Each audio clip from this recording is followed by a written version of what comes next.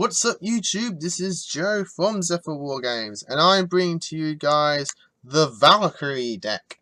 So this is a deck that, since I acquired my boxes and everything like that, since it's just come out, I've been toying around with non-stop. Like, literally, yesterday of recording this video, I literally probably spent like all day trying to make this deck work, trying all types of different builds and playstyles, aggressive, stall, stun, like literally all the things that you could possibly build a deck around in terms of playstyle. I've tried with Valkyries, just trying to make it work. Not to say the deck's bad, no. When the deck goes off, it goes off, and it can OTK so easily, so well. It can just pump so much damage in. The problem I was coming along with this deck is consistency. Not in terms of the Valkyries themselves, but in terms of draw power. Like, this deck has no draw power, and it's the problem with fairies in general. Fairies have such strong cards, such unique abilities. Like, literally, the type of fairy is a very strong monster type.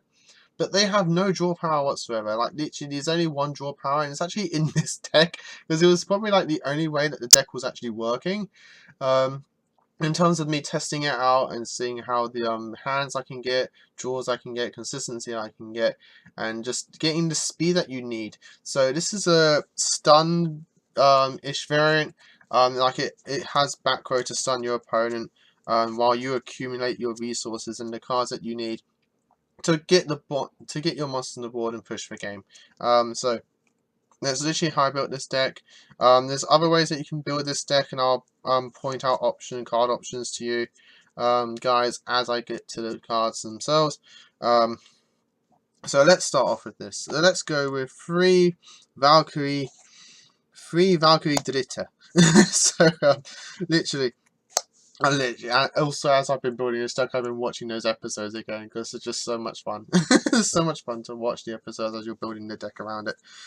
So Valkyrie Dritter, on summon, she can, normal or special summon, she can add a Valkyrie monster from your deck to your hand, and that's only once per turn. She also gets a 200-point boost for every banished monster your opponent controls. So you could actually probably take this card in like a Grand Mardu deck as like a small little Valkyrie engine. Unfortunately, she can't search herself, but she can search like your other monsters if you want to take those in. But she could be a nice little beat stick in that deck as well, for deck filling purposes. So Valkyrie Dritter is literally your only level 4 in the deck, Valkyrie-wise. There's one other Valkyrie that I take in this deck, which we'll get to later, and I'll explain why. But literally Valkyrie Dritter is the only level 4, which is probably the only deck's issue. If it had one more level 4 monster, the deck would be fine. But literally Dritter is the only only level 4 in the deck, so it's only a shame. Next we have Valkyrie Zwei. So Valkyrie Zwei, on summon, she can destroy target one monster on the opponent's side of the field and destroy it. And if this card battled, you can target one continuous spell in your graveyard and add it to your hand. You can only use each effect of Zwei once per turn. She's a level 5 in the deck. The deck can actually play some very well with Transmodify if you wanted to go down that route as well. I think I tech one copy. I don't, so that's probably a tech that I took out. But because all the Valkyries are one level higher than each other, so you could tech that in. So you could literally go from Dritter, Transmodify, Zwei, pop a card. You could do some nice consistency there. So I play 3 of this one as well, just for the monster removal. I do like how she can target any continuous spell. So if you're taking these in a deck that just has natural continuous spells in it, you can literally bring them back to the hand through this card's effect. Next, I play 3 Valkyrie Erste. So Erste,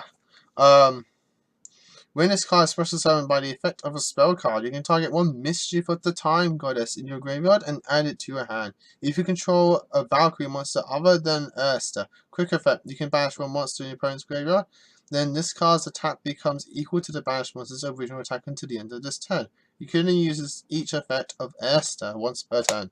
So She has a very nice stun control ability. The only unfortunate thing is that she has to have another Valkyrie in play, which does come up a lot sometimes. Unfortunate. Not to harsh on this deck at all, but that's the issue as well. That since only Drita being the only level 4 in the deck, um, it's hard to get another Valkyrie sometimes on the field other than through like either the Valkyries and stuff like that to allow her ability to be live. If only they could just have it so she doesn't need to have another Valkyrie in play, because it's not exactly an OP effect. But it's a very nice stun ability, and you can get some very nice damage in through it. And then to round off the Valkyrie monsters in terms of the new ones, hint hint, I do play one Fortune Chariot. I only play this here to have another Valkyrie name in the deck. I mostly just literally get rid of it most of the times. But again, it's just another Valkyrie name. It's a union monster that on field you can equip to a Valkyrie. And then that monster can attack directly. But if it does, its attack gets cut in half, and if that Valkyrie would destroy a battle card effect, you can destroy Fortune Chariot instead. It's always treated as a Valkyrie name, so things like Drita can search it.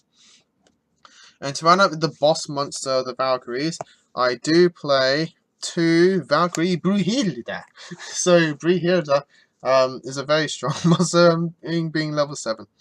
Unaffected by opponent's spell effects. Gains 500 attack for each monster your opponent controls. When an opponent's monster declares an attack, you can have this card lose exactly 1000 defense, and if you do, your Valkyrie monsters cannot be destroyed by battle this turn. And she starts off at 1800. So she's the boss monster, the powerhouse of the deck, quote unquote. The only thing I kind of wished in one moment I was practicing in this deck, that came up, is that your opponent didn't have to attack to protect your Valkyries. I kind of wish that you could just reduce her defense by 1000 in general at any point, whether you attack or your opponent attacks, and then your Valkyries can't be destroyed. Because then you can do some nice moments where you can just like have your Valkyrie crash into an opponent's monster and use Brühilde to protect your Valkyrie, so then your monster doesn't die, but your opponent's monster does, and you can just get the OTKs in, and high damages in that much easier. But either way, Brühilde is very nice for the deck as the boss monster. It's very strong to get her out very easily. And now, to round up the Valkyries, I do tech in 1 Valkyrie of the Nordic Ascendant. Now, I'm not going completely overboard with this and playing things like Odin as much as I want to. I'll probably wait till the legendary hero decks come out before I start messing around with that. Maybe taking the Nordic deck and putting a small Valkyrie engine in it, like some Dritas, so I can search this, and then like some other stuff like that.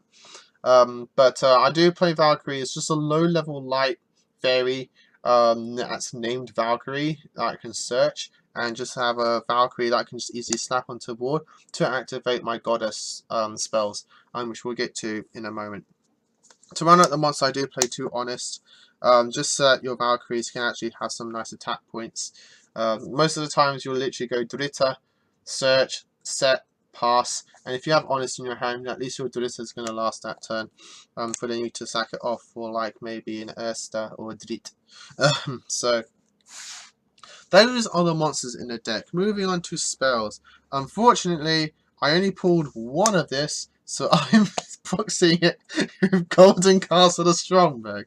But funnily enough, I was actually testing a build using a Golden Castle Stromberg engine. That engine incorporated 2 Golden Castles, 2 Princesses, and 1 Pumpkin Carriage, because Princessin is a light level 4 fairy that you can use to transmodify into your Valkyries, which is actually a very nice synergy there. I only wish that the Valkyrie monsters like I said when I profiled the Golden Castle deck, are here on the channel, so check that out if you haven't seen it. Is that I kind of wish that the Valkyries had Golden Castle in their text and incorporated the Valkyries into Golden Castle, so that way Golden Castle could benefit both decks. So unfortunately, Konami didn't go down that route, so they're just going to be 2 separate decks. But you can mix them well together, just due to Princessin being a level 4 light fairy, so you can transmodify into. But Ride of the Valkyries. And let's get into this one. So, special summon any number of Valkyrie monsters with different names from your hand. If you special summon 3 or more monsters with this effect, you take no battle damage until the end of the next turn. During the end phase of the turn you activated this card, shuffle all monsters you control into the deck. You can banish this card from your graveyard, add one Mischief of the Time Goddess from your deck to your hand. You can only use this effect of Ride of the Valkyries once per turn. So I love how it's just not, a standard, oh, except the turn this card was sent to a graveyard, you can banish it. I really love how Konami didn't add that text onto it, because if they did, it would really ruin this card. I like how you just go Ride, Special, Banish, Mischief, literally just set up for your big damage on OTK, just there. So I love how they done that with Ride of Valkyries. So thank you, Konami. It is so gorgeous as a secret, I have to say. As hard as it is to pull, because damn you, Konami, like short printing or making it really hard to acquire these cards. Ride of Valkyries looks gorgeous. Like they really did well with the artwork on that. And funny enough, I actually managed to pull 2 Mischief of the Time Goddess, and I'm actually been tempting, when play testing this deck, to actually just drop it down to 2 permanently, because you have many ways to not only search this through Ride of the Valkyries, but you also have ways to recur it through, I think it's Valkyrie Ersta. So Mischief of the Time Goddess is a spell that reads, neither player can activate cards or effects in response to this card's activation, and cannot be activated as a chain link 2 or higher. At the end of the battle phase, if all monsters you control are Valkyrie monsters, minimum 1, send this card to the graveyard. Also, immediately after this effect resolves, skip to the start of the battle phase of your next turn. If you do, you cannot activate Mischief of the Time Goddess until the end of that turn. So, basically, you attack with all your Valkyries, end a battle phase, Mischief, skip to your next battle phase, and attack again. So because, as far as I know, in terms of rulings, unfortunately Konami did not do like a rulings post when they released these cards, especially with Mischief, because there's a lot of things with Mischief that we don't actually know yet. As far as I know, it is an actual new turn. So, in terms of your monster effects, you can activate them again. You can normal summon again during your second main phase 2. Also, as far as I know with me and my friends, any trap cards that you set before activating Mischief can now activate because it's now a new turn. So that's as far as I know rulings. If any rulings change, I'll update you guys on that. But as far as I know, that's how Mischief works. It actually does change to a new turn. So you can actually do all of those once per turn or turn waiting effects on that turn. So Mischief is a very strong, very powerful card, but it's Valkyrie based, luckily. Thankfully enough.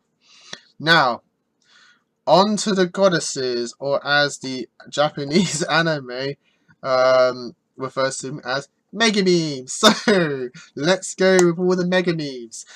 So we have 2 Mega Meme Oracle Skulls Oracles, 1 Redundance Guidance, and 1 Ura's Redunda. So, the reason I've gone for this ratio is because this is the one you want to see first, because if you open with this one, you will get into these other 2. So you don't exactly want to open with these other 2. The only way I would have had it so that you have more of these is if this one searched this one. So literally you could just open with any of these and you'll literally get to the others. So I kind of wish Konami did that, but literally they just had it so it only goes one way, not the other way. So unfortunate. But let's see what these cards do. When this card is activated, if all monsters you control are Valkyrie monsters, minimum 1, you can add 1 Goddess Redundance Guidance from your deck to your hand. Once per turn during your main phase, you can look at the top 3 cards of your opponent's deck, and if you do, place them on top of their deck in any order. But you cannot normal special summon monsters for the rest of this turn except fairy monsters. You can only activate 1 Skulls per turn. Next, we have Redundance Guidance. When this card is activated, if all monsters you control Valkyrie monsters minimum 1, you can add 1 Goddess Urd's Verdict from your deck to your hand. Once per turn, you can declare 1 type of card, monster, spell, or trap. Reveal the top card of your opponent's deck, and if it was the declared type, they set it to their field. Otherwise, they add it to their hand. You can only activate 1 Goddess Redundance Guidance per turn.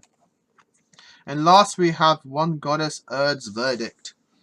Your opponent cannot target Valkyrie monsters you control with card effects. Also, they cannot be destroyed by opponent's card effects. Once per turn, you can declare one card name. Then target one set card your opponent controls. Reveal that set card, and if it was a declared card, banish it. Otherwise, banish one card you control. So, there's really no point for them to add like downsides to these cards, because you're always going to activate it and you're always going to declare it right, because that's the whole point of these cards.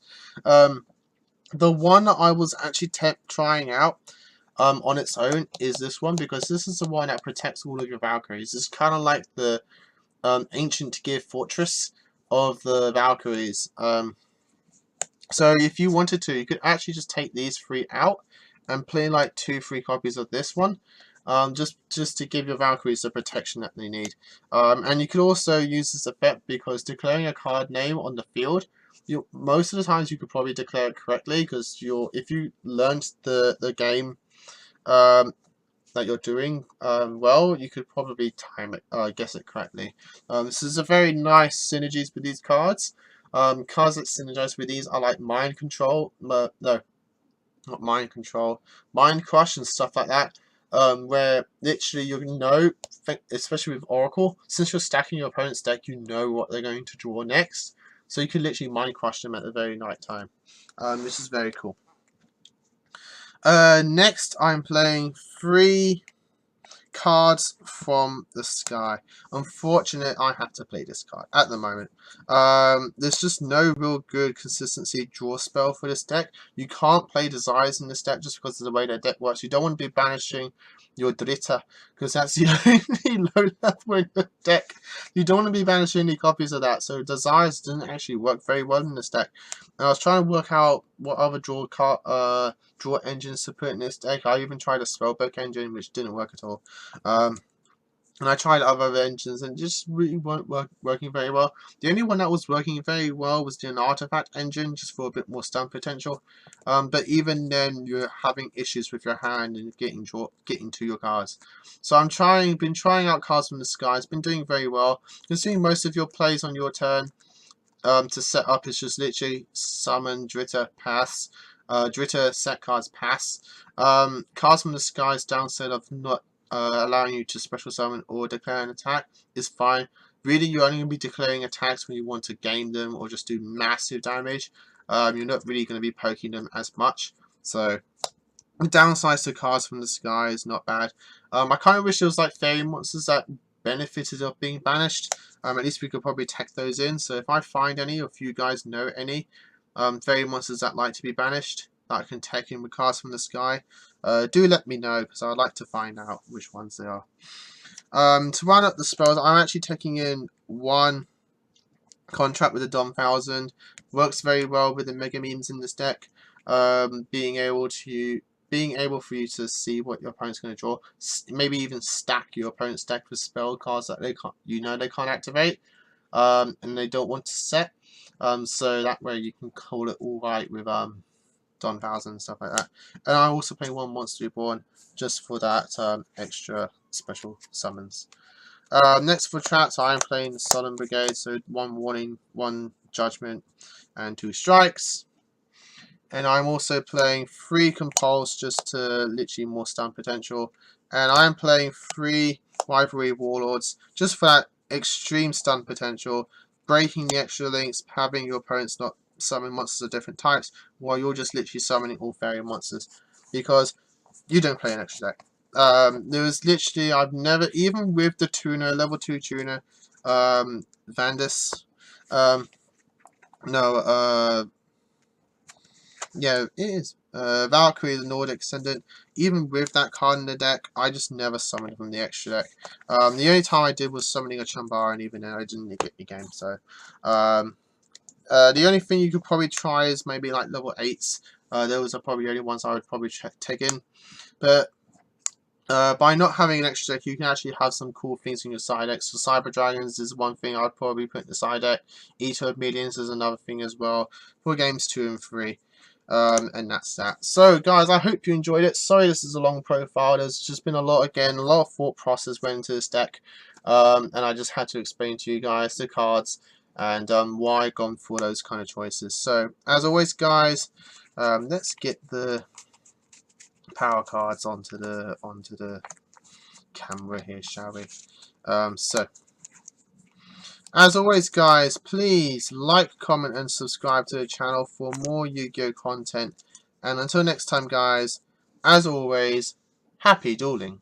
Also, YouTube, thanks for watching that video. I hope you liked it. If you did, hit that like button. And of course, don't forget to hit that big red subscribe button in the bottom left-hand corner and the notification bell so you don't miss out on anything. We've got more deck profiles, duels, pack openings, and many more Yu-Gi-Oh videos coming up for you all year round.